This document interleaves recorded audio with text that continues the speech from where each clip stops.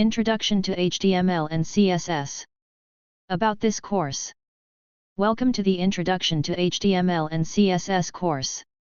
In this course, you will learn about the basic structure of an HTML document and common elements to build a web page. You'll explore HTML attributes and understand the importance of organizing information.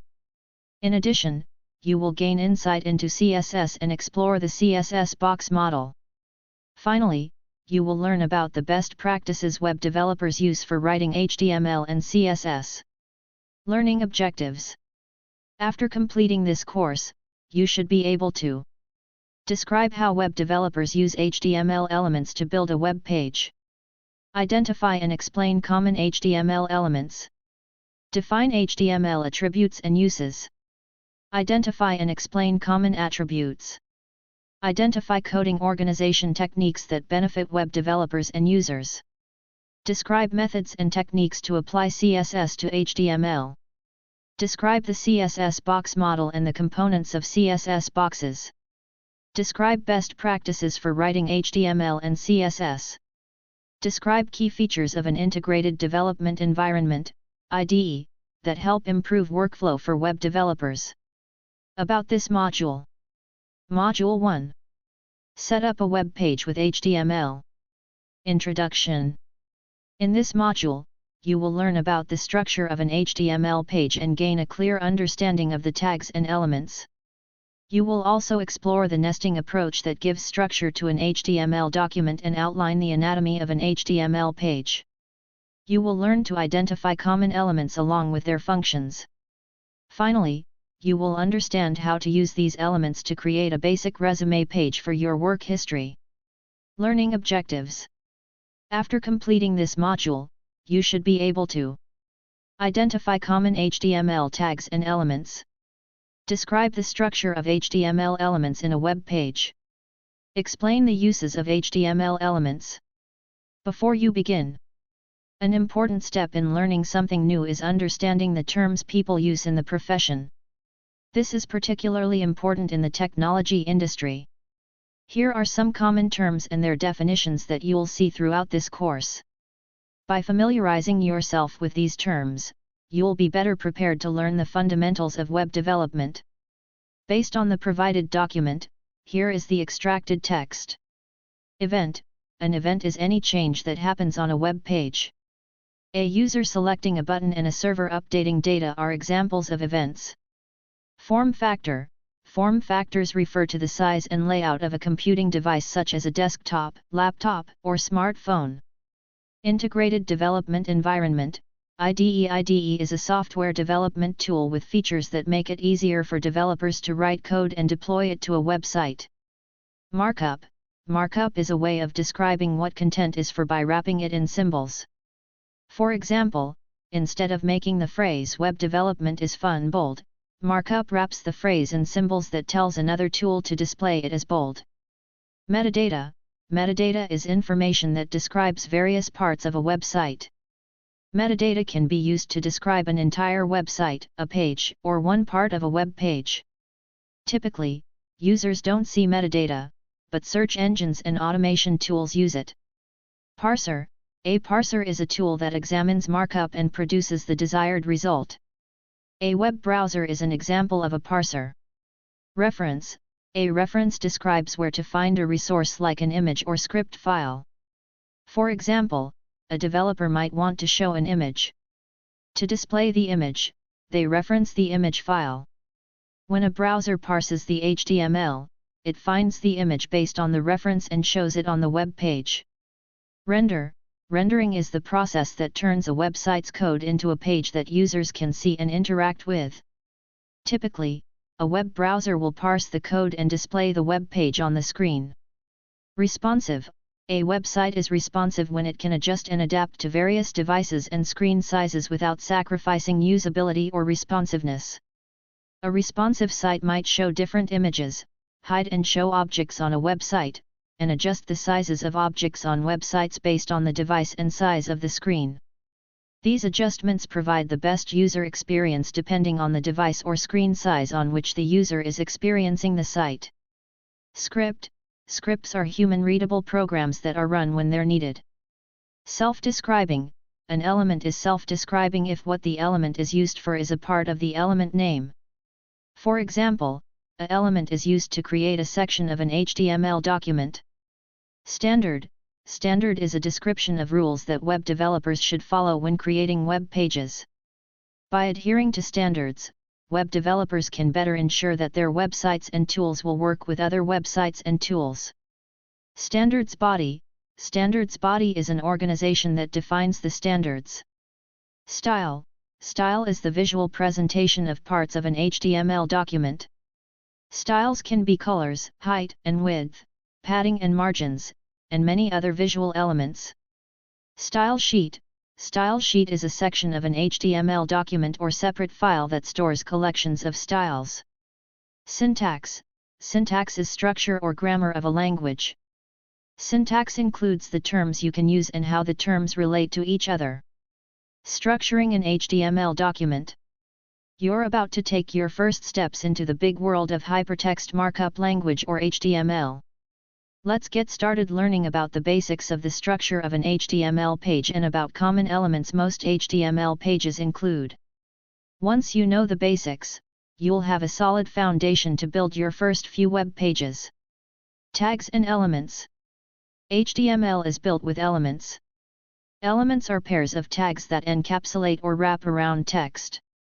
Tags are made up of opening and closing angle brackets with a tag name in the middle. An element typically includes an opening tag and a closing tag. For example, developers use the emphasis tag to make words on a page stand out. The tag name for an emphasis tag is em. Developers write as the opening tag for the emphasis element. A closing tag is like an opening tag but includes a backslash before the name. The closing tag for the emphasis element is. The full italic element would look like this. I'm emphasized. And here is a diagram to show you how to compose this element. An HTML element is made up of an opening tag, the content, I'm emphasized, and a closing tag. This is the first step in creating content in HTML. The language is made up of elements and content. As you learn the syntax of HTML, you can create web pages that do all sorts of interesting things. Keep in mind, syntax is the structure or grammar of a language. Syntax includes the terms you can use and how the terms relate to each other. Tags and elements are key parts of the HTML syntax. Browsers and elements. How would the em element appear on a web page in a browser? That's a good question, and it's not always easy to answer. HTML is a declarative language. This means that HTML describes the rules for what a page should display and how it should act, but not how a browser should implement those rules. The Standards Body Web Hypertext Application Technology Working Group opens in a new tab, governs the language of HTML by defining what HTML rules parsers should support. Parsers are tools that interpret HTML rules. An example of a parser is a web browser. Because of this, the specification includes the following note. The em element represents stress emphasis of its contents. Source, HTML Living Standard, opens in a new tab, WG, 4.5.2 The em element, December 2022. Notice that this text does not tell developers how to display an emphasis on the text in between the element tags when a browser encounters that element. It only specifies that the text in between the element needs to stand out from other text around it. Many browsers implement the emphasis element as italicized text. Because of this, the specification includes this note. The em element isn't a generic italics element. Sometimes, the text is intended to stand out from the rest of the paragraph, as if it were in a different mood or voice. For this, the I element is more appropriate. The em element also isn't intended to convey importance. For that purpose, the strong element is more appropriate.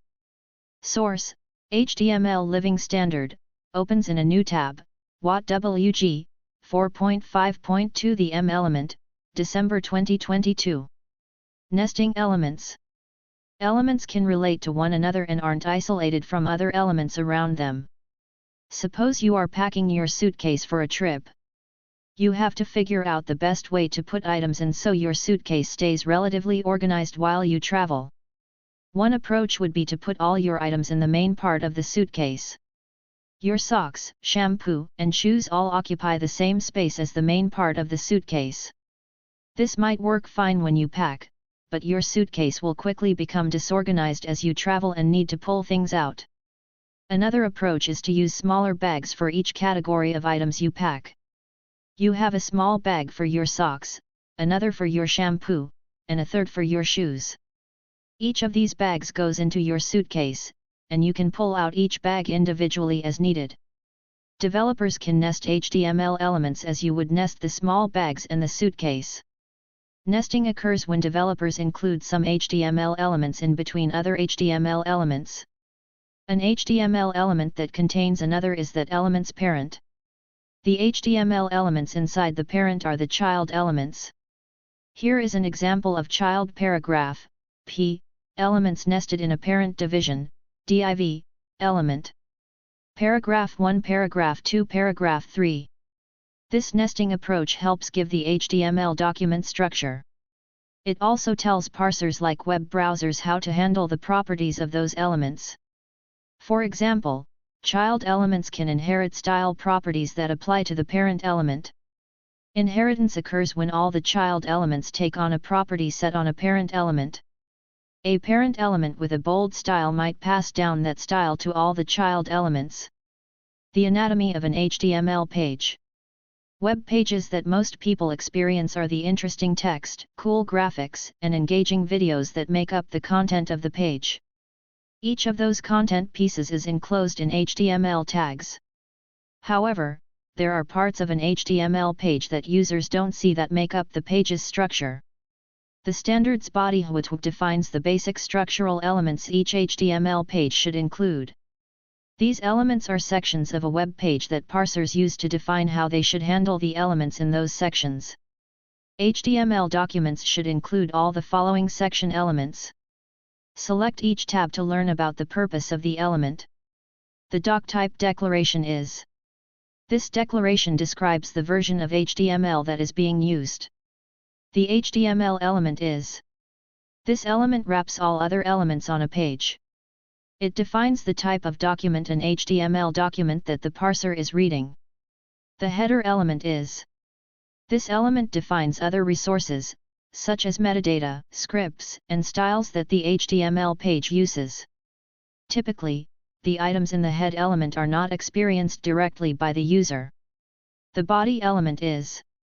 This element is where most of the page's content will be placed. The elements in this section might use resources like scripts and styles defined in the head section. In HTML, these elements are related as follows. Every HTML document should start with this basic framework. Notice that the head and body elements are nested in the HTML element. You've learned about the basic structure of an HTML page. Next, you'll learn about some of the common elements developers use in web pages. You're developing a foundation in HTML syntax as you learn how to build an HTML page from scratch. Common HTML elements. Building an HTML page from scratch is a lot like making a meal. When you are preparing food, you have the option to use different spices. For some dishes, recipes might call for common spices like salt, pepper, garlic, or curry. Spices like saffron, coriander, dill, and sumac are used in fewer dishes. Many HTML pages use common elements, though the possibilities are broad. You will learn about some of the more common elements and their functions. Here are some common text and image elements you can use to build basic web pages. Paragraph used to format text that needs to flow with one another. Paragraph elements typically have a margin at the top and bottom to provide space between surrounding elements. Header used to emphasize sections of text hierarchically. There are 6 main heading levels, each formatted differently to show a decreasing level of hierarchy.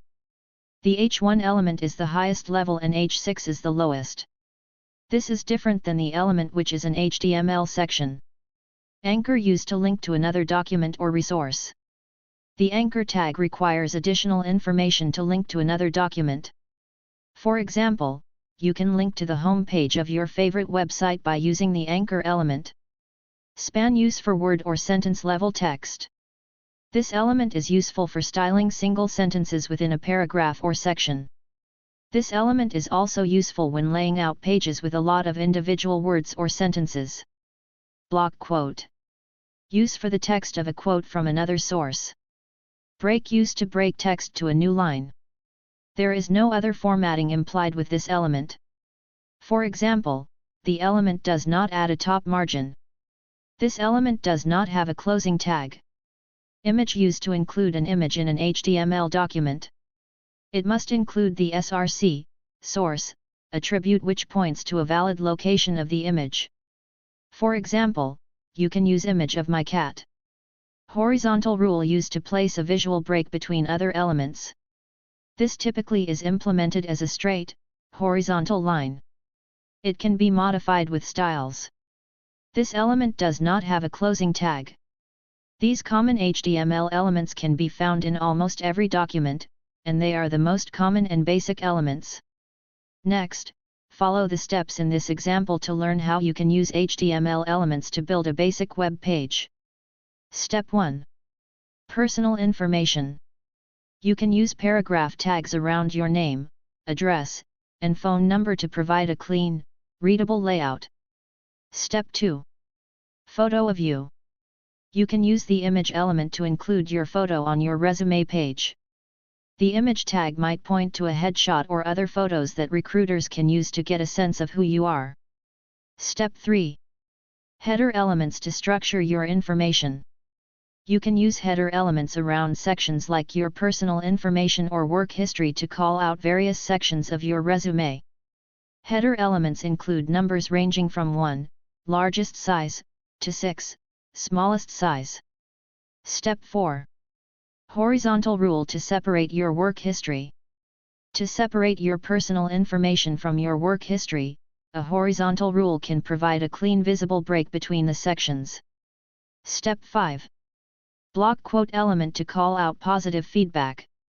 To call out a nice quote from a previous employer, use the block quote to emphasize what others have said about you.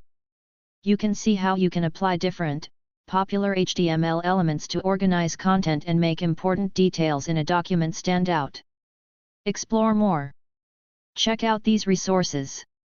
HTML Elements Online Tutorial by W3 Schools, opens in a new tab, to learn more and even try out using different HTML elements. MDN Web Docs by Mozilla, opens in a new tab, to learn more about HTML elements and tags, and browse the HTML elements reference page. About this module. Module 2. Controlling elements with attributes. Introduction. In this module, you will discover attributes that enable you to create dynamic and engaging web pages. You will explore how attributes are related to elements and how you can use them to respond to events to improve how your content appears to your users. Learning objectives. After completing this module, you should be able to define what attributes are in HTML. Explain ways to use attributes. Identify common attributes and their functions. Introduction to attributes. When you purchase a new device like a mobile phone, you can modify the phone with options. You can get more memory, choose from a variety of colors, choose the size, and choose from different camera options. These options differentiate the phone you choose from the base model. In each case, the options you choose are attributes of the phone. An attribute in this context is a feature of something that modifies the base item in some way. Attributes modify HTML elements.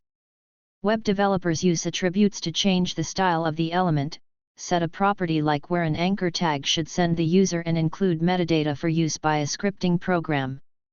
Typically, HTML attributes are included in the open tag of an element. They are included after the element name and before the closing bracket of the opening element. This example shows a paragraph tag with the style attribute that changes the color of the text in the paragraph element to green. This text is green. And here is a diagram to show the parts of the element with this style attribute. This text is green consists of an element opening tag, a style attribute, style equals color green, and the text that appears in green on the web page, this text is green. What can you do with attributes? Modify an element's style. Using the style attribute, you can change the appearance of the elements. You also can use the class or ID attribute to use a style sheet style to control how it appears. Provide data for interactions and media. You use an attribute in the anchor and image tags to tell the browser where to send people or what images to bring to your web page. Specify event interactions. You can point to JavaScript functions by using event attributes on certain elements. This will make your web pages dynamic and provide interactive elements. Include metadata. Metadata is information used by the website that users typically do not see.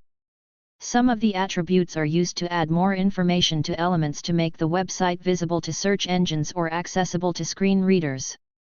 Attributes are ways to extend the power of elements on your web page and create exactly the look and feel you want to give your users. Like all HTML code, attributes have a syntax. Learning the syntax for any element you want to modify will be an important part of your web development experience. Explore more. Check out the HTML specification, opens in a new tab, to learn more about HTML standards. The HTML specification describes what attributes are available for any given HTML element. Attributes of attributes. Suppose you want to change the background color of your mobile device. You might go into your phone's settings, find the background setting, and then find the color setting for the background. The background is an attribute of your phone. The color setting is an attribute of the background attribute. Devices use these types of embedded settings for many aspects of the overall experience. Some HTML attributes work in the same way. Many attributes also have their own attributes, also called properties, that you can set. The parent is an attribute of the element. The child attributes are modifications you can set on the parent. The style attribute is a good example. Previously, you learned about styling a paragraph tag. This text is green. The style attributes are applied to the paragraph element. The style element also has an attribute, which is color. That is set to green. Style has a variety of attributes you can set, and they're separated by semicolons. Here is an example of the paragraph element with two style attributes set. This text is green. The style attribute will turn the text green and bold the text. This text is green. All the properties of an attribute, like style, change the parent element. So color is an attribute of the style attribute that changes the color of the text of the paragraph element. When learning HTML syntax, you'll learn which attributes a given element supports. This is the first step. The next step is learning how to modify the elements using the properties of those attributes. Common attributes. The attributes you will use as a web developer vary greatly on the elements you need to include based on your design. However, there is a set of attributes that are common to many elements which you'll use often, such as style and layout attributes, action attributes, event attributes. It's not only important that you know how to write your code, but also that you can read code from other developers. Being familiar with common attributes will help you, both as a code author and as a reviewer. Style and layout attributes. Many elements can be styled using an inline style or using style sheet attributes. Styling elements enable users to have an engaging experience. Here are some common attributes you can use when laying out and styling your pages. Select each section to learn what these style and layout attributes can do. Style sets the style of the element using a variety of properties and values. Which properties can be set to is determined by the element to which the style attribute is applied. ID sets the reference of an ID style in a style sheet. ID styles are used by a single element. Class sets the reference of a class style in a style sheet. Class styles can be used by one or more elements. Display sets how the element should be presented relative to other elements. For example, display Inline will force the element and nearby elements to be presented next to each other horizontally. ARIA label sets a name or label to HTML elements for assistive technology, for example, screen readers. Action attributes. Some elements rely on attributes to determine what action to enable for that element. For example, the attribute can specify what to do when a user clicks a link or when the web page needs to locate a resource. Here are some common action attributes. Select each section to learn what these action attributes can do. Ref sets the destination of a linked resource like a hyperlink. SRC sets the location of a resource like a media file that should be brought into the web page. Autofocus instructs the browser that the element should get the focus when the page loads. Draggable indicates whether the element is draggable or not. Event attributes. Some elements rely on attributes to determine how to respond to an event. For example, the attribute can specify what script to run when a user clicks a button. There are many event attributes you can use to create a dynamic website. Here are a few of the most used attributes. Select each section to learn what these event attributes can do. OnClick sets the script function to run when the user clicks the element. OneError sets the script function to run when an error occurs. OnCompress sets the script function to run with the user pressing a key. OnScroll sets the script function to run when the user scrolls the page. Explore more.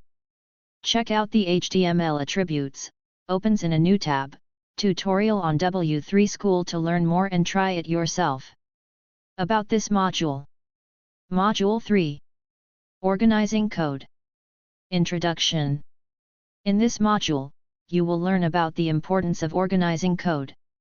You'll discover the benefits of organizing code as a web developer. And you'll explore organization techniques web developers use to keep their code organized and help users.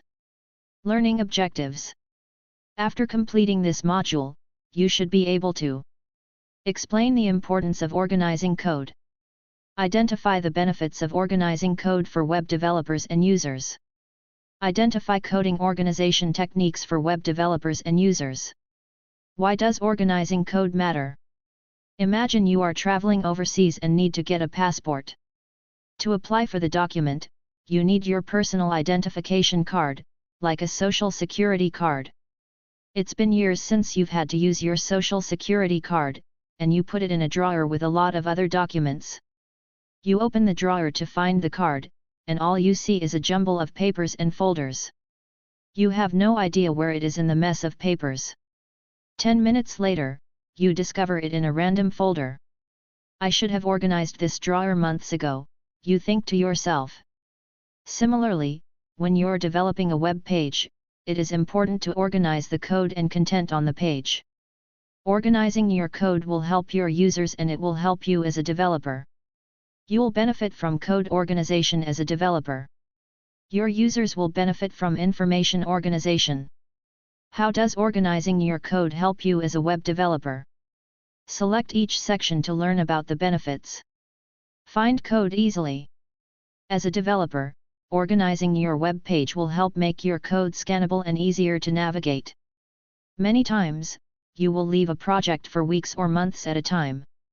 When you get back to it, you'll need an easy way to find sections of code.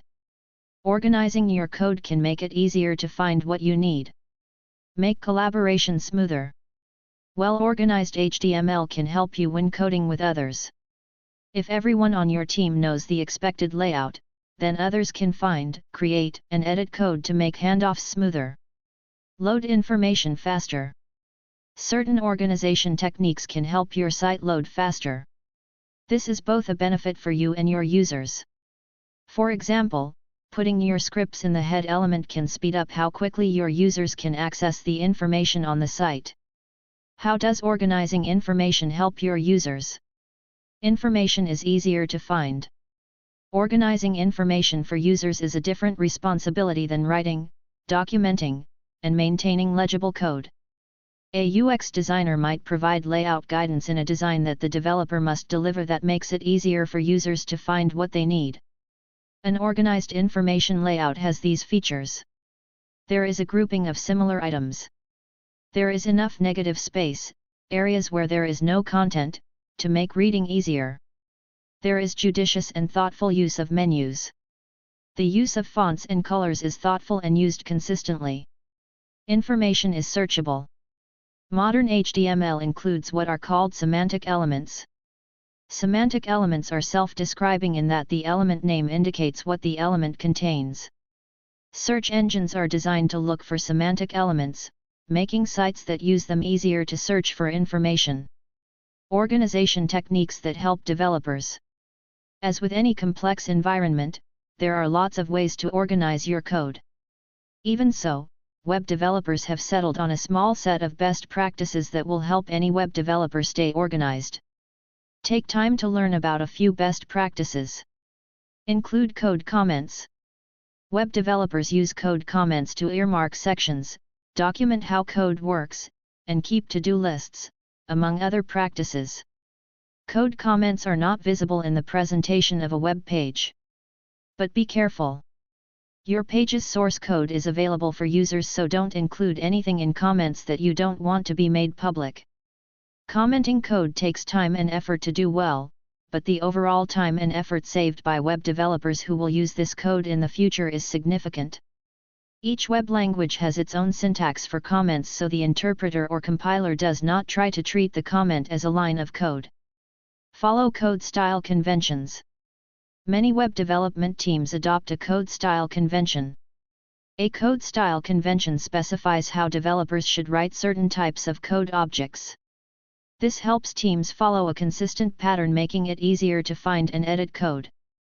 Here are some conventions teams use. Camel casing is a method for naming certain types of objects. Camel casing a name combines multiple words without spaces and makes the first word lowercase and capitalizes the first letter of subsequent words.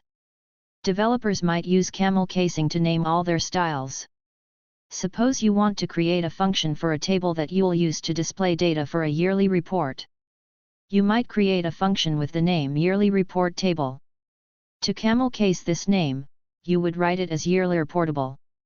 If all functions use camel casing, then whenever a developer encounters a camel-cased name, they know it's a function. Dot notation is more of a convention than a style, but some teams will separate words in a certain type of code objects by a dot. A JavaScript function that generates the yearly report, for example, might be named reports.annual.generate. In this case, camel case is used in conjunction with dot notation.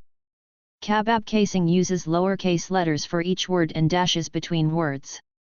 This style is a norm for naming styles in a style sheet. This is an example of kebab casing, my new style. Apply semantic elements to sections. Semantic elements have been in the HTML specification since HTML was first developed. They are self-describing elements that developers use to organize sections of an HTML document. HTML5 introduced some new elements that make organization easier. Here are some semantic elements. And divide logical or categorical sections of information. This not only helps you find information as a developer, but it can also help search engines parse your content. An example is an About Us section in a blog or article. Defines time content. This element helps identify content such as open and closed hours for a business. Is useful for earmarking a section of navigational elements. For example, web developers can use it to put a list of hyperlinks in a reference section at the bottom of a web page. Create head section properly. The head section of your main HTML page is where you'll place information and references that your entire website will use. Every site has a main or index page. It's the page that loads when a browser reaches the URL of your site. It's typically named index.html or default.html. HTML that you put in the head section typically is not what users see, but it's used by search engines and your website. Create your head section properly to improve search indexing and the speed of your website. The items in the head section get loaded first. The head section should include any resource that you need for the rest of your site. For example, if you create a style sheet and depend on the styles in that style sheet on your home page, some items might not appear properly if you load the style sheet in the body section of your site. Properly using the head section of your website is an important part of organizing your code. Pay special attention to what goes into your head section and spend time researching how best to optimize the organization of that section. What kinds of elements go into the head section of your website? Metadata. Metadata is information about a website. You can include metadata to your website to let social media platforms know about it. Additionally, metadata aids in search engine indexing and enables people to find your content when they search the web. The following example shows what metadata for a fictional website would look like for the social media platform Twitter.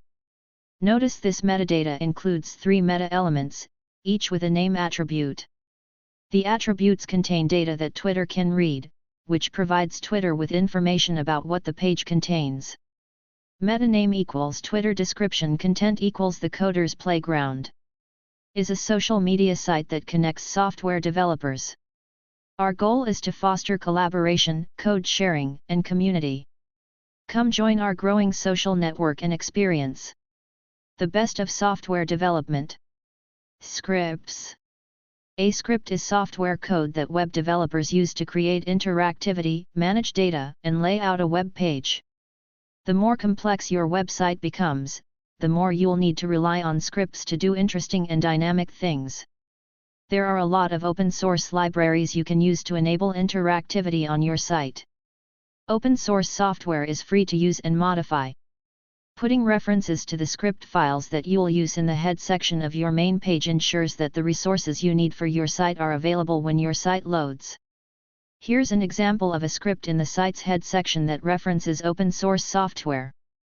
Notice how the HTML code references 2 external JavaScript files by using src attributes. Fonts.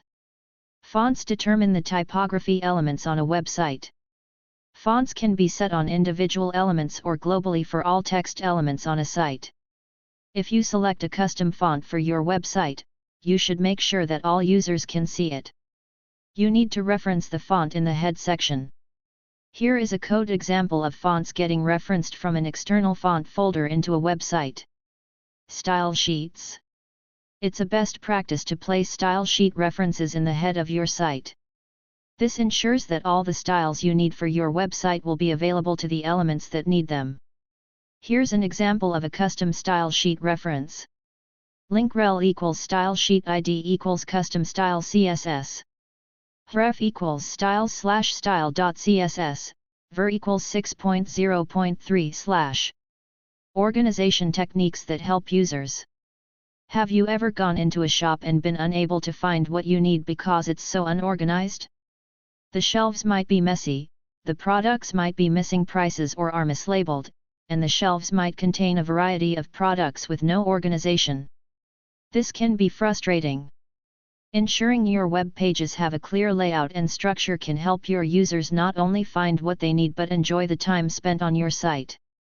How you lay out information on your site is a part of your site's information architecture, IA. Information architecture is the plan for how the information on your site is organized, how different pieces link together, how users will access the information, and how you present it.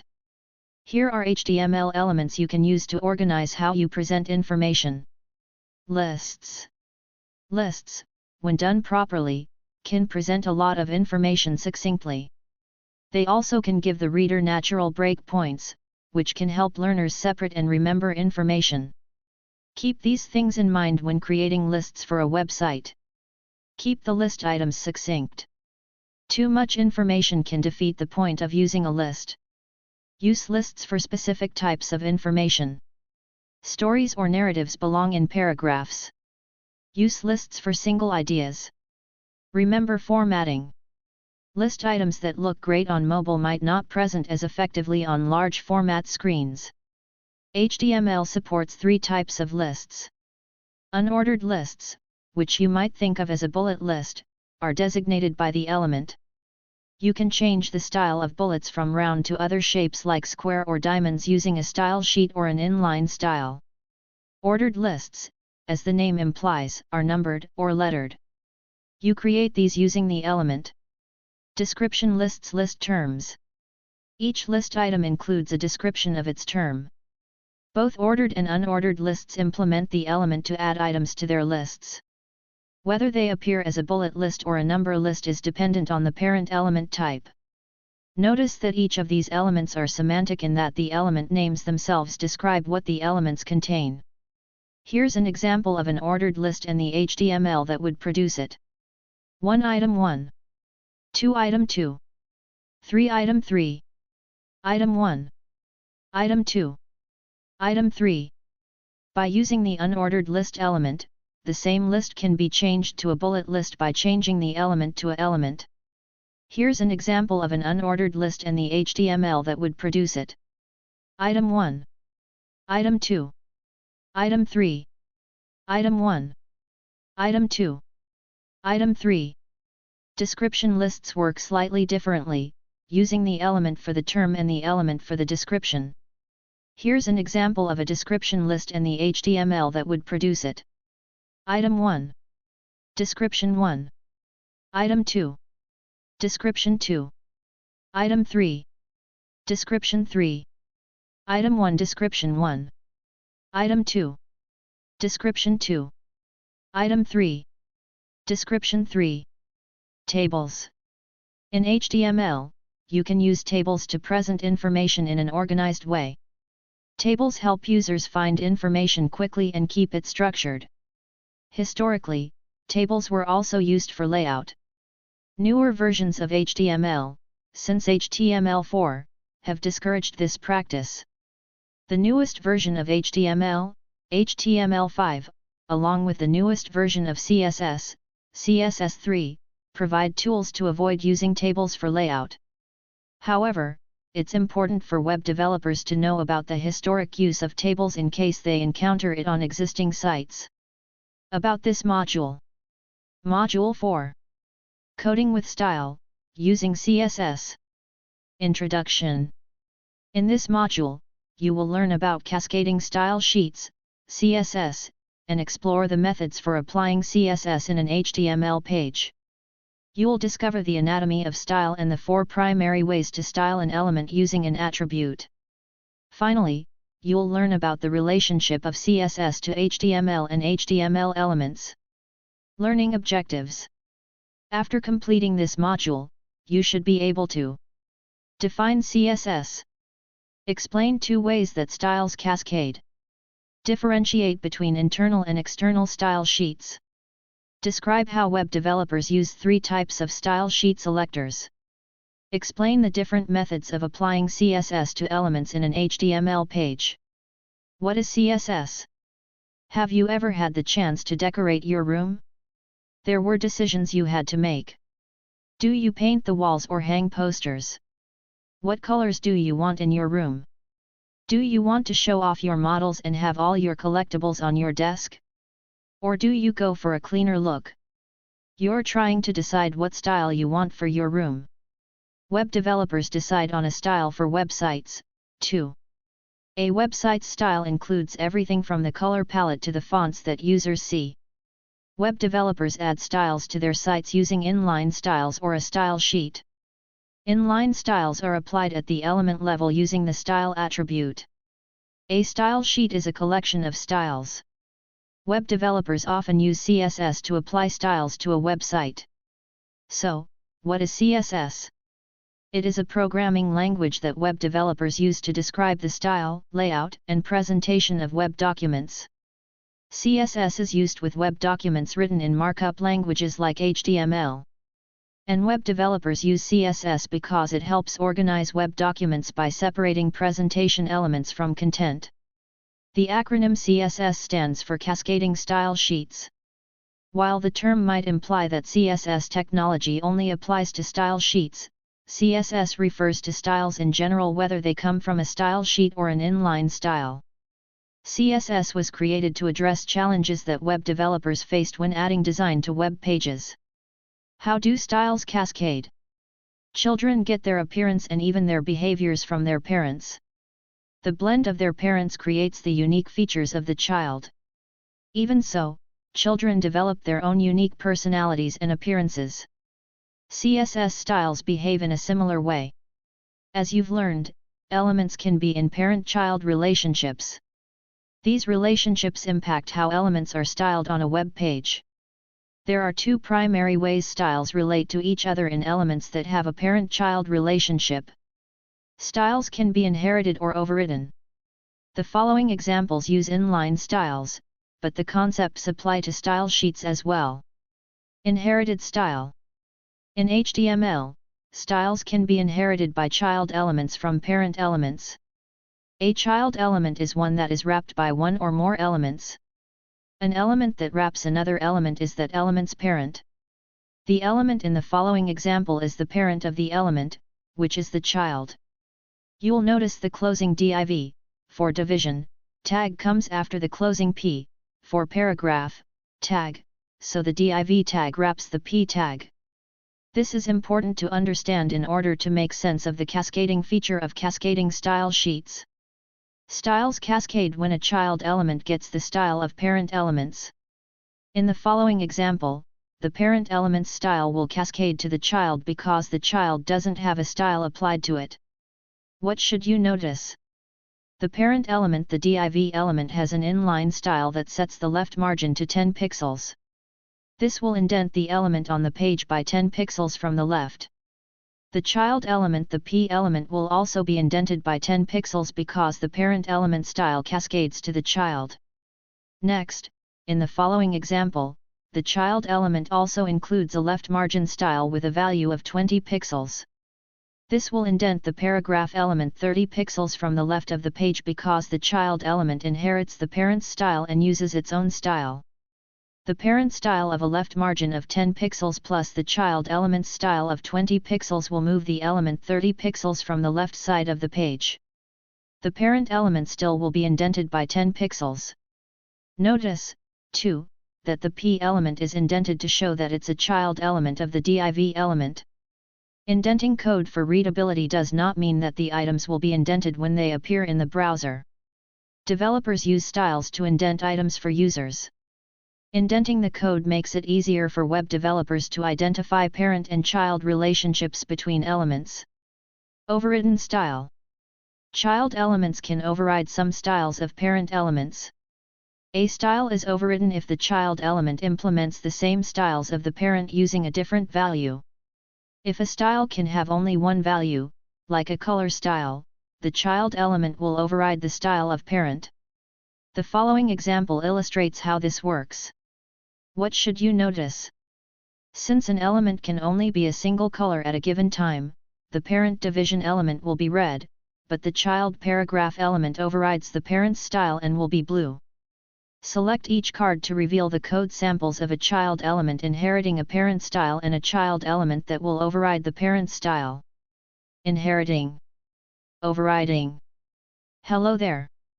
Now you're ready to explore how to apply styles to elements and learn more about inline styles and style sheets. How do inline styles work? Web developers can apply an inline style to an element by using the style attribute with any number of child attributes. Inline styles are useful for simple websites that use a limited number of styles. Here's an example of how to apply an inline style to an element using the style attribute. Underline me. While you can put styles inline in the HTML elements, doing so can become very hard to manage as you add more styles. Also, suppose you want many elements to have similar styles. When using inline styles, you'd have to apply the style attribute to every element individually. If you decide to change the style, you must change every element. Developers created style sheets to address some of the challenges using inline styles. Next, you'll explore how style sheets are structured and how they work with HTML elements. How do style sheets work? Style sheets are a collection of two or more styles. Web developers who build websites with more than a few pages typically will put their styles in a separate file with a .css extension. This is called an external style sheet. Since a style sheet is just a collection of styles, you also can put a style sheet within the head element of an HTML document. Web developers refer to this as an internal style sheet. Let's learn about how external and internal style sheets work. External style sheets. HTML is very good at linking to other resources rather than including everything a page needs in the page itself. If a web developer needs to include an image on a web page, they can use an image element and point to an image file. Style sheets work in a similar way. Styles can be created in an external file with a .css extension and then brought into the HTML document. Here's an example of an external style sheet reference in the head section of an HTML document using the link element with the href attribute. In the previous example, the link element points to a file called pagestyle.css. The following code is what pagestyle.css would contain. P. Margin left 20 px. Internal style sheets. While a best practice is to put styles in an external style sheet, you can include a style sheet in an HTML document itself. This is useful for testing or when a developer needs a single web page temporarily. Here is an example of an internal style sheet. P. Margin left 20 px. Text. You've learned how styles work and the ways you can use them in an HTML document. Next, you'll learn how to build HTML style sheets and the ways you can reference them in an HTML document. The anatomy of a style. Like HTML, CSS has a syntax or grammar that developers use when creating a style sheet. The syntax for an individual style in a style sheet is identical to the syntax a web developer uses for inline styles. For example, a developer will use the margin left property to set the left margin in both an inline style and a style sheet. Style sheets have additional syntax. A style in a style sheet has three basic parts: a selector, a node name, and a declaration block. The declaration block has one or more styles that are made up of properties and values. Examine the following image to learn more about how a style is structured. The image uses the class selector as an example. The dot is the selector indicator, which signifies a class selector. Bold gray text is the node name, or class name, being targeted. The entire line font weight bold represents a style declaration. Inside a declaration, color is the property being modified. The term gray is the value assigned to that property. The opening and closing symbols are the curly braces enclosing a declaration block.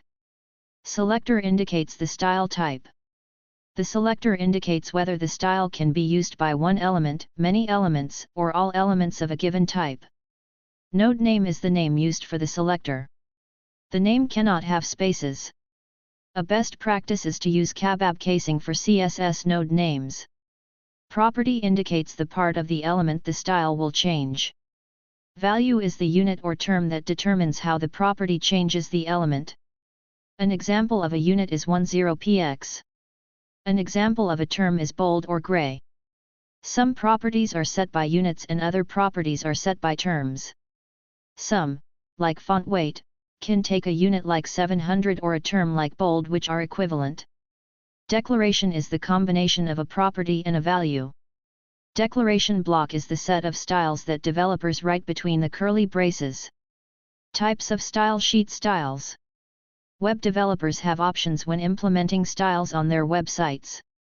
Sometimes a developer creates a style sheet that they want to use just on a single element. Other times, a developer wants to apply a style to every element of a given type. For example, they might want to style every paragraph element to use a particular font. Types of styles in CSS are designated by a selector. There are 3 selector types in CSS. Explore the cards below to learn more about each type and how web developers use them. Select each section to learn how web developers use the 3 selector types in CSS. ID selector. The ID selector is a hash or pound symbol. ID selectors can only be used on a single HTML element. Here's an example of an ID selector style. Number font style bold. Class selector. The class selector is a dot or period. Class selectors can be used on any element in an HTML document that can be styled. Here's an example of a class selector style. Background style red. Element selector. The element selector is an element name and automatically applies to every element with that name. To create an element selector, use the element name as the selector name and create the style or styles between the opening and closing brackets. Here's an example. Div. Margin right, 10 px, margin right, 10 px. Margin top, 20 px. Two selectors with the same name. If a web developer uses the same selector name more than once in a style sheet, the browser will combine the styles from both selectors and apply them all to the elements that use the selector. Here are two selectors that use the same name in the same style sheet. Style alert message. Font weight, bold. Style alert message. Font style, italic. The style alert message class will be a combination of both selectors and will display text as bold and italic. You've learned about the types of selectors that are available to web developers and what they look like in a style sheet. Now it's time to learn how to apply them to elements in an HTML page. After all, what good is a style if it can't be used? Using CSS selectors. Style sheets are the place where web developers create the styles they want to use. They create them in the head section of HTML pages in an internal style sheet or in a separate file with a .css extension and reference the file in the head section in an external style sheet. In order to use the styles on elements in an HTML document, web developers have to apply them. Here's how web developers apply elements for the three types of selectors. The element selector. The element selector is the easiest to apply. Once a web developer creates the style and references the style sheet in the head section of the HTML document, the styles are automatically applied. Every time a browser encounters an element that matches the selector, it styles the element. Here's an example of a div element. If the style sheet includes a div element selector, this div element would get the style. Notice that the element doesn't include an attribute because the element selector applies to all elements for which the style was created. Reading list. The ID selector. To apply an ID selector to a particular element, web developers use the ID attribute on that element. The ID attribute can only be used on one element. If more than one element has the same ID selector style, the browser will apply the style to the first element it finds with that style ID. Here's an example of an HTML element using the ID attribute. This is my bolded text. The class selector. Web developers apply a class selector style to an element by using the class attribute.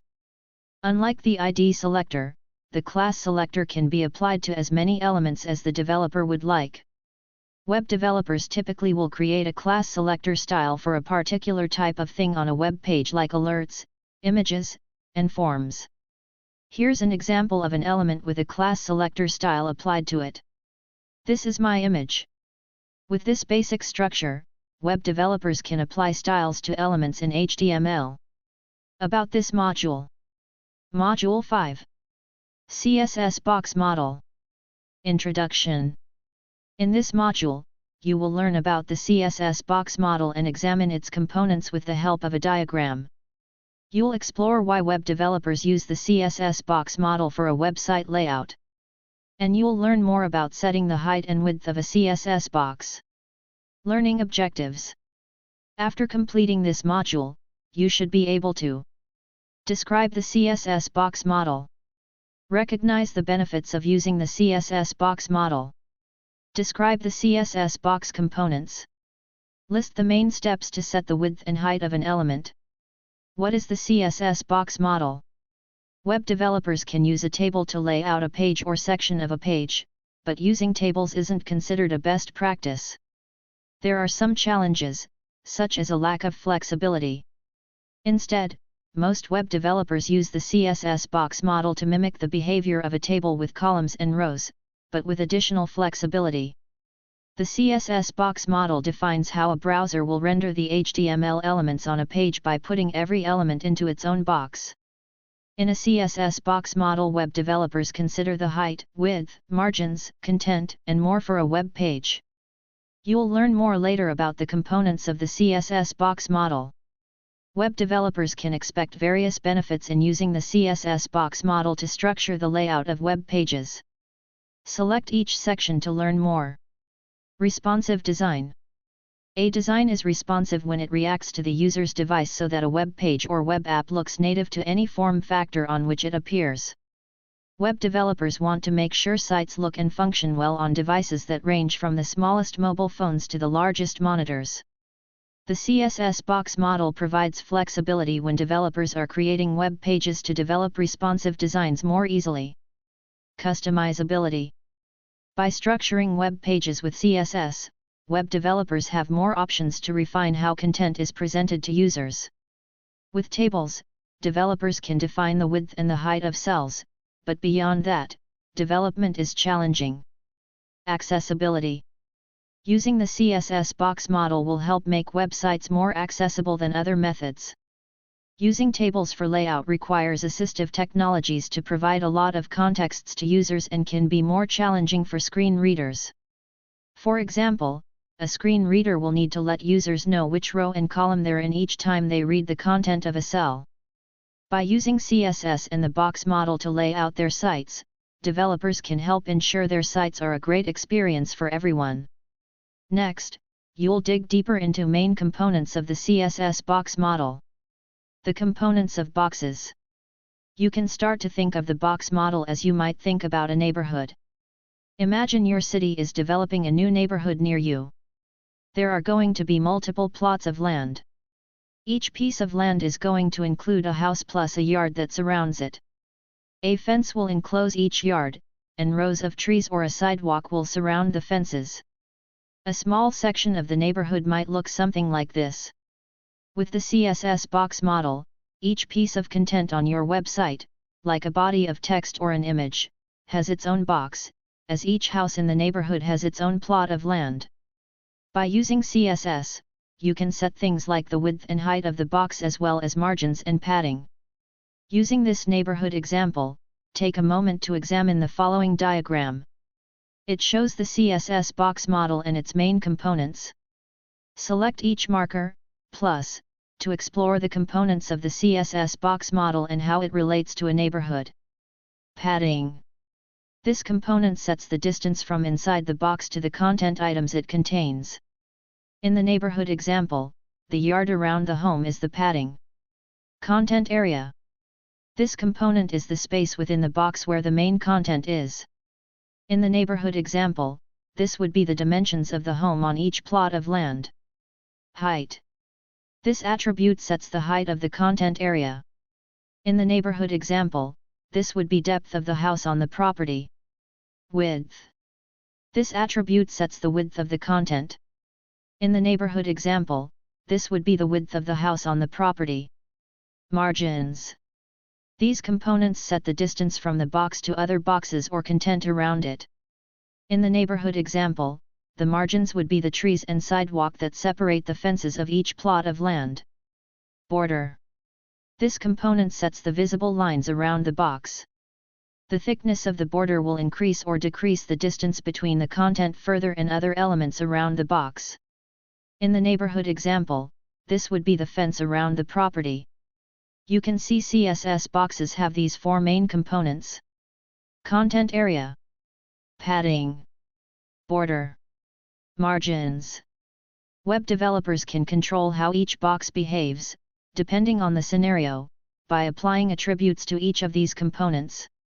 Early in web development, the box properties were set in pixels, px. A pixel is the size of the smallest individual element of a screen. Computers build images on a screen with millions of individual pixels. In web design, calculating the length and width of a pixel is complex. What's important is that a pixel is a consistent size in terms of layout. For example, when you specify a width in CSS, you specify it in pixels, such as width, 20 px. When you develop your CSS this way, you are instructing the computer that the width of a particular element should always be the same width regardless of the size of the screen on which it appears. One of the main advantages of the CSS box model is that web developers can define the components of each element box to truly customize the layout of a page. Select each tab to explore how web developers can define each component. Height. Web developers can set the height of the box to dynamically respond to the size of the browser or other boxes around it. They can also set the height to remain fixed regardless of the size of other boxes around it or the browser. Developers can even set the maximum and/or minimum height the box can be. Width. Similar to height, web developers can set a dynamic or static width and can set a maximum and/or minimum width. Margins. Web developers can set margins for the top, bottom, right, and left of the box. Margins determine the distance to other elements on the screen. Margins can also be set to be dynamic or static. Padding. Web developers set the padding distance from inside the box to the content items it contains and set top, bottom, right, and left padding in one style or individually. Margins can also be set to be dynamic or static. Border. Web developers use borders to frame content within an area.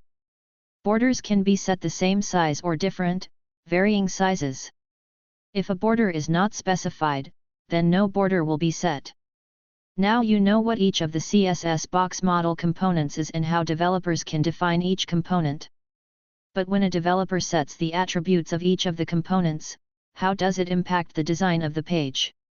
Study the following image to understand how height, width, margins, and padding impact layout and design of an example web page. The colored areas are not visible to users, rather they show how the CSS box is created using CSS attributes. What's important to learn from this example? You will notice that the height of box is set to 1024 pixels, while the width is set to 100%. In this example, the height of the box is static, meaning that it will not change, even on a smaller screen. But the width is dynamic, meaning that if the size of the screen is reduced, the width of this particular box will be 100% of the width of the screen. You will also notice that the developer set the top, bottom, left, and right margins. If the web developer were to place another box below this box, there would be 50 pixels of space between the two boxes unless that box had a defined top margin. Finally, the web developer set the top, bottom, left, and right padding. The content of the box would always be 10 pixels from the left of the box border. Set the width and height of a CSS box. You know how to identify the components of the CSS box model, but what code does a web developer need to write to create a box? Suppose you want to create a box for the hero section of your site. The hero section is usually the first content a user will see when they visit your site. It appears below your logo and header information. For your page, you want the width of your hero CSS box to be the full width of the browser. As the browser changes width, you would like the box to change with it. You want the height to always be 500 pixels. Here are the steps you should take to create this style. Step 1. Create an ID selector in your CSS style sheet, and name it Hero Main Page, which is self-describing. You'll use an ID selector since you'll only use the style on the hero box. Your code should look like this. Number Hero Main Page. Step 2. Next, you'll set the width to 100%. Your code should look like this. Number Hero Main Page. Width, 100%. Step 3. Then, you should set the height to 500 pixels. Your code should look like this. Number Hero Main Page. Width, 100%. Height, 500px. Step 4. And finally, you'll apply the style to a div element in your HTML file.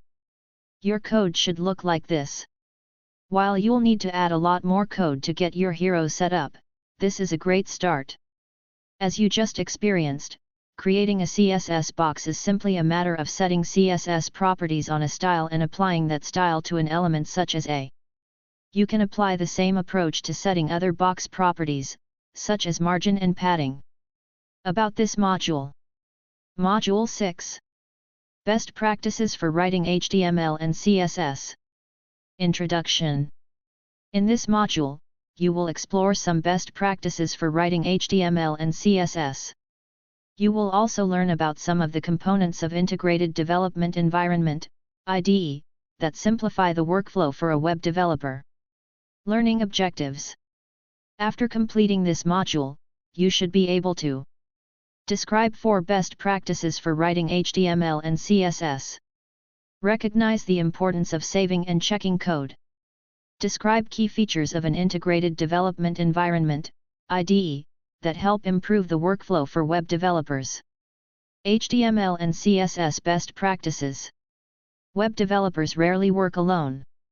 Many work in teams and on projects that include many pages and hundreds, if not thousands, of lines of code.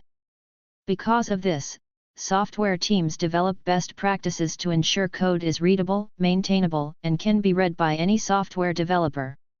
A best practice is a set way to complete a task so that the results turn out as expected. It is a standard, practice, or convention that people follow to ensure consistency, predictability, and quality. Some best practices are defined at a team level. Others are defined at the industry level.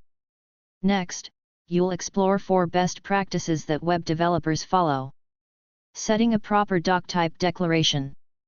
Using style sheets. Using closing tags. Saving and checking your work often. Following these practices as you're learning will build good habits. Set a proper doc type declaration.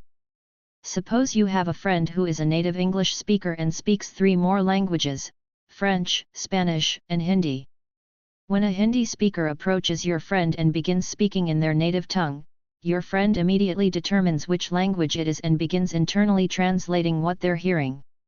While it happens almost immediately, your friend categorizes which language they're hearing and begins translating based on that categorization. Like your friend in the example, web browsers can read many different languages. But unlike your friend, for the browser to understand the code of a markup language, it has to be told which version of the language it is about to read. Every HTML document needs a doc type declaration so the browser renders your web page in the way that you expect. The doc type declaration tells the browser what version of HTML you are using. It must appear at the top of your document. The following image shows a code editor with HTML set as the document type and English as the language. The doc type declaration is at the top. For HTML5, the doc type declaration is placed at the very top of the HTML file. In fact, it's the first line of the file and comes before the element. Its syntax is relatively simple. While the syntax is fairly simple for HTML5, there are a few important things to keep in mind. HTML has variations. The doc type declaration is not the same for all versions of HTML. For example, the HTML4 declaration would be written as doctype HTML public /w3c//dtd HTML 4.01/n http://www.w3.org/tr/html4/strict.dtd. It's not an element or a tag. The doctype declaration is neither an element nor a tag. Web developers only use the doctype declaration at the very beginning of a document to declare the version of HTML that is being used. But they don't use the declaration anywhere else in a document, and it does not need a closing tag. Case doesn't matter. When a developer puts the doctype declaration at the beginning of an HTML document, the browser doesn't particularly care if it is written or. However, it is commonly written. Explore more. For a list of possible doctype declarations, visit the W3C recommended list of doctype declarations, opens in a new tab. Use style sheets over inline styles. Inline styling can seem like the best option if you are just building a small page or don't want to go through the hassle of creating a separate CSS file. While inline styles have a purpose, they are not the best way to build a website. It's a best practice to use external style sheets, or even internal style sheets. Separating the style from the HTML content is known as separation of concerns. The following image shows a code editor in which the HTML code is linking to an external style sheet called addxdemo.css. Style sheets help web developers create better websites. Here are some reasons and benefits of using style sheets to build a website. Size and speed. Inline styles require web developers to apply the same style individually to each element. This means that the web page file sizes are larger and might slow down load times because the browser has to parse the style for each element separately.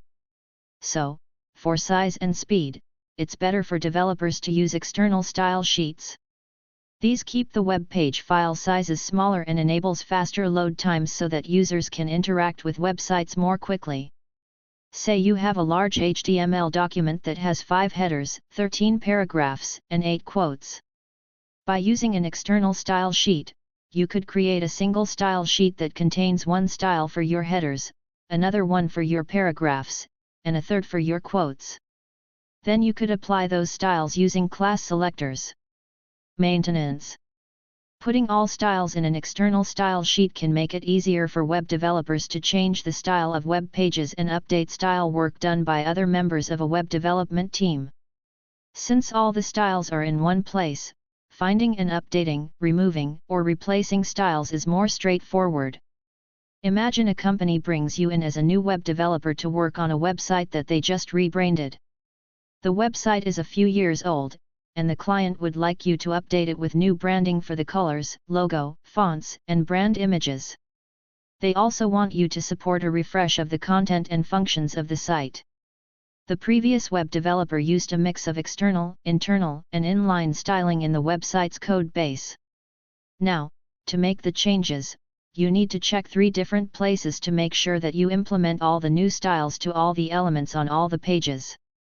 You can see how maintenance would be much easier and save time if the previous web developer put most of the styles in an external CSS file. Separation of concerns. Separation of concerns is a principle that aims to keep separate parts and functions of a computer separate to simplify code and make the system easier to maintain. In web development, developers primarily use HTML, the HTML document, for the layout and presentation of content. CSS, the CSS file, to define presentation style. Web developers consider separating content and design as a best practice because it makes code easier to read and easier to maintain. Many best practices have to do with the way you write your code. Using style sheets over inline styles is one example. Next, you'll explore another best practice that will improve your code and make it easier to read. Remember to close tags. When you learned to write, you learned about punctuation and how to form sentences using punctuation. Now, if you were to write a report, you would follow proper punctuation conventions. If you left out punctuation, the reader would probably still be able to read the sentences, but it would become much more difficult. So, when you write, you add punctuation to your sentences to help the reader. In the same way, browsers and HTML syntax are very forgiving, but browsers still rely on code to tell them what to render. Most HTML elements have an opening tag and a closing tag. Closing tags look like opening tags, but the tag name is preceded by a backslash. Here's an example of an element with opening and closing tags. This is a paragraph. And here's an example of an element without a closing tag. This is a paragraph. While most modern browsers would still be able to figure out how to render an element without a closing tag, it is a best practice to close elements. Consistently using closing tags in HTML is a best practice. Here are some reasons why web developers make sure they close elements that require them. Makes pages nimble. Like punctuation, tags help a browser know when one piece of content ends, and another begins. Browsers parse the HTML document one character at a time. So, closing tags help the browser define the scope of the content. Without the proper closing tags, the browser will need to work harder to determine how the document is structured, and this can slow the page or site down. Makes pages cross-compatible. Another reason to use closing tags is that it is important for HTML documents to be cross-compatible with as many browsers as possible. Some browsers will take care of errors in poorly written HTML, but not all browsers can handle errors. Makes code legible. Finally, using closing tags is good coding practice to keep code readable and legible for everyone. It helps web developers work better within teams and understand code months after they've written it. Writing clean code also makes it easier for web developers to diagnose bugs in the code. Closing tags is a good habit that you can develop early on as you learn to code. It will make your code more readable and improve the performance of your pages. Save and check your work often. When web developers write code, it's like writing a document in a word processor. In fact, you can write all your code in a simple text editor. If you've ever spent time writing a document and lost all your work because the program crashed, then you know how frustrating it can be. That's why it's important to save your work early and often to avoid losing some or all your work. HTML, CSS, and JavaScript documents can also be very lengthy. If you wait until the end to completely test your code, it might take you a lot of time to find where the errors are and fix them. The same way you can save your work frequently, you can also check your code early and often. When you are just getting started in web development, you might want to check your work every few lines. As you become more experienced, you might find you need to check your work less often. Some developers like to test after they code a specific section or component of the site. For example, if you are building a form, you might check the completed code for the form to see if it looks and works as expected before moving on to another part of the page. Use the power of integrated development environments, IDEs. Some do-it-yourself aficionados have a workbench in their garage that organizes and holds their tools in one space. In the same way, web developers can use integrated development environments, IDEs, to keep their development tools in one place. IDEs are software that have a central user interface that includes all the tools a developer needs. IDEs were created to simplify the workflow of developers and to help them adhere to coding best practices. What are some valuable IDE features that you need to know about? Code Editor. IDEs contain a space for web developers to write and edit code. Some IDEs feature syntax highlighting, in which colors and font effects show syntax structure, specific language elements, and errors. Intelligent code completion. Code completion reduces typos and errors by offering autocomplete recommendations as the web developer is coding. For instance, code completion technology can add closing tags when developers create an opening tag, so they never forget to close tags. Autosave. Most IDEs offer the ability to autosave work. Web developers will create and open a file through the IDE, and then the IDE will automatically save work at regular intervals. Integrated debugger. Even the most well-written code can contain issues. In programming, these issues are called bugs. Integrated debuggers enable web developers to debug directly in the IDE and access all the features of the IDE to edit the code to fix the bug. Explore more. Check out What is an IDE, opens in a new tab, by Red Hat to get an overview of IDEs and popular types of IDEs. You've come so far. And learned so much. You learned about the basic structure of an HTML document and common elements to build a web page. You explored HTML attributes and the importance of organizing information. In addition, you gained insight into CSS and explored the CSS box model. Finally, you learned about the best practices web developers use for writing HTML and CSS. Now that you've completed this course, you should be able to describe how web developers use HTML elements to build a web page. Identify and explain common HTML elements. Define HTML attributes and uses. Identify and explain common attributes. Identify coding organization techniques that benefit web developers and users. Describe methods and techniques to apply CSS to HTML. Describe the CSS box model and the components of CSS boxes. Describe best practices for writing HTML and CSS. Describe key features of an integrated development environment, IDE. that help improve workflow for web developers. Key points to remember. 1. Tags are made up of an opening and closing angle bracket with a tag name in the middle. Elements are pairs of tags that encapsulate or wrap around other elements or web content. 2. HTML is a declarative language, meaning it describes the rules for what a page should display and act, but not how a browser should implement those rules. 3. Nesting occurs when developers include some HTML elements in between other HTML elements. 4. An HTML element that contains another is the element's parent. The HTML elements inside the parent are the child elements. 5. HTML documents should include the and elements. 6. Attributes can change the style of the element, set a property, and include metadata for use by a scripting program. 7. Organizing code and content on the page helps make code scannable and easier to navigate, making collaboration smoother. 8. The best practices to help web developers stay organized are commenting, style conventions, semantic elements, and organizing the head section in a HTML document. 9. CSS is a collection of styles that a web developer uses to add design to web pages. 10. Styles can be inherited by child elements in HTML from parent elements. 11. External style sheets are styles that are put in a separate file with a .css extension. 12. A style in a style sheet has 3 basic elements: a selector, a node name, and a declaration block. 13. A declaration block has one or more style declarations that consist of properties and values.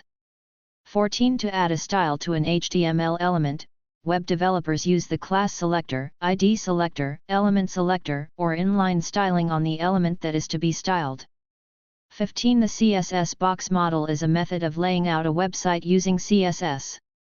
16. CSS boxes have 5 main components: height, width, margins, padding, and border. Each of these have attributes that provide the web developer with fine-grained control over how the box behaves in a variety of scenarios.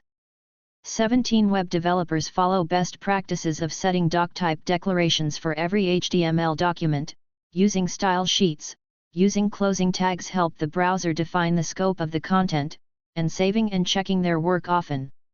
18. IDEs are software that has a central user interface that includes all the tools a web developer needs. IDEs simplify the workflow for a developer.